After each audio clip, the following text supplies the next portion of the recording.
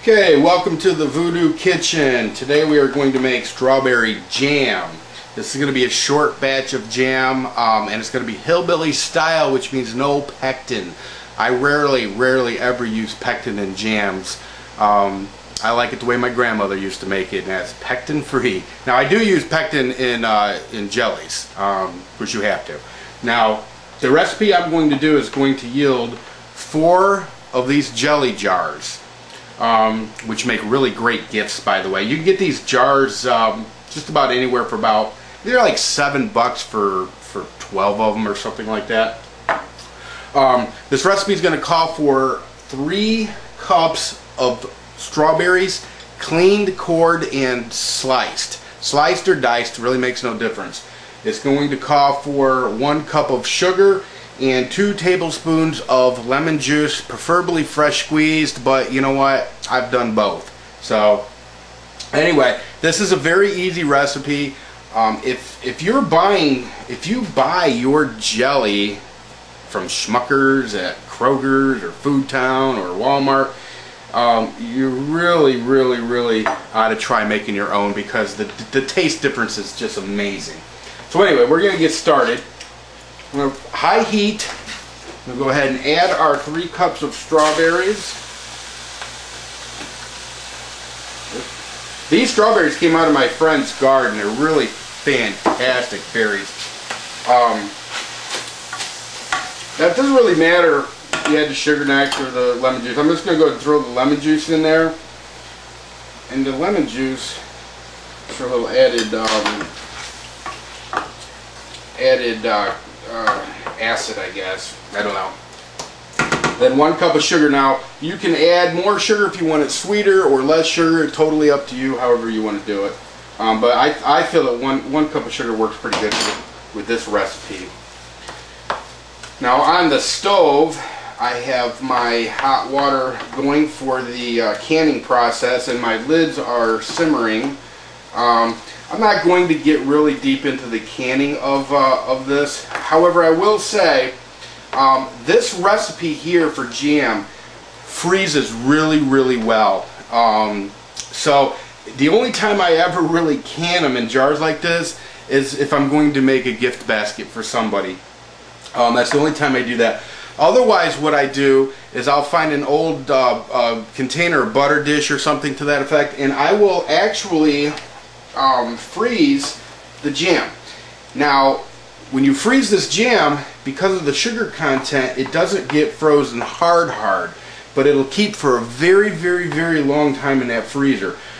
So what I do is I take out enough to you know, say have breakfast for, I don't know, a couple of days, and basically leave the rest of it in the freezer. So as I need it, I grab it out of the freezer, I take some scoops out, put the bulk back in the freezer.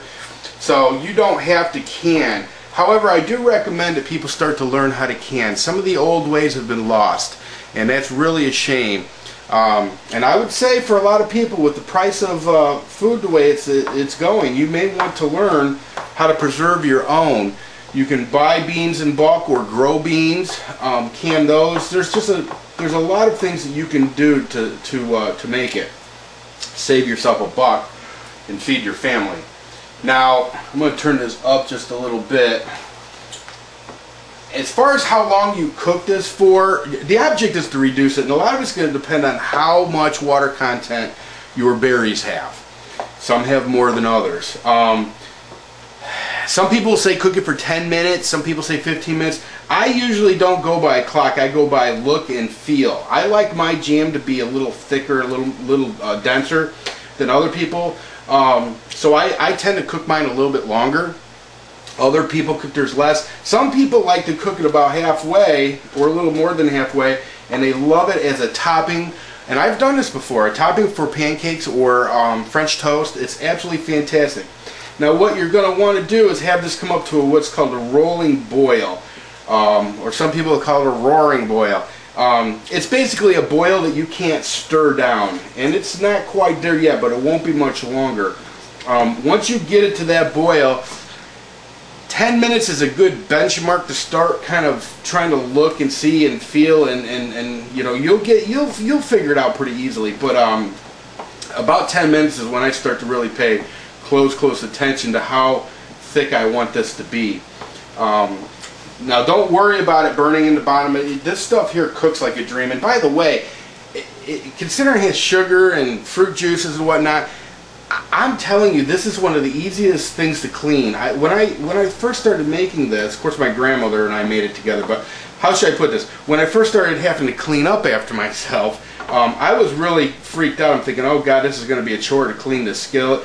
But it really isn't. It's not hard to clean up after this at all. So I think what I'm going to do for time constraints, by the way, when it's, you just keep stirring it. What I'm going to do is I'm going to go ahead and pause this and then come back probably about the 10-minute mark. Okay, it's been about 10 minutes. I'm going to get to the next step to this. You're going to see like a pinkish foam on top. What you're going to want to do is you're going to want to scoop that off. Now, I don't always do that. I don't have a problem with pink foam. But since this is most of these are going to be gifts, it does look more presentable without the foam. But the foam's actually not a bad little tasting thing, I guess. I don't know. It's a good tasting foam. But you want to try to get that kind of scooped off the top. It'll make the jam look more pleasing, more uniform in color. But as you can tell, it's really reduced quite a bit from the last, when you first started it. It's really jammed now. It's really done. But I'm going to cook mine a little bit longer. Try to get a little bit more of this foam off. When you give these as gifts, try your best to get the jars back. Let them know if they ever want to see another gift of jam, that they're going to have to make sure that you get your jar back. That's just another way to save a little extra money. And today, by the way, was supposed to be my blackberry picking day, and I was going to make strawberry jam and blackberry jam basically all at one time. But unfortunately, it's been raining all day, so I'm not going out there and picking blackberries. But if you have a berry patch somewhere close, for God's sake, go out there and pick some berries and start making some jam. This is one of the easiest things you will ever make in your life. You cannot screw this up. I promise you. I promise you, you cannot screw this up. Look at that. That is just fantastic. I'm going to tell you what.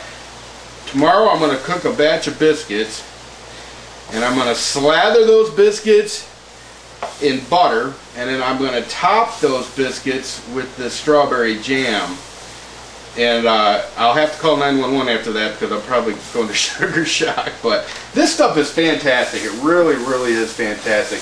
And I hope you all make this at home. The canning of it's not real difficult either. In fact, you don't need a real professional canner. You can do it with a stock pot. You just have to make sure you get a wire rack, because you don't want your jar sitting on top of the metal. Okay. So this is jam. This is done. I'm going to ladle it into these jars, put the lids on them, and stick them in the pot of boiling water for 10 minutes. And that'll be all it takes to preserve these. Some of which I'm just going to stick in a freezer. I've been making jam all day. I've got an awful lot of these. But you know what? This right here, this little jar here, this will do a family for 3 days easily. You know, because a little bit will do you, no doubt about that. So anyway, I hope you enjoyed being in the Voodoo Kitchen, and I may make a blackberry picking and blackberry jam video. I don't know. We'll see. Take care.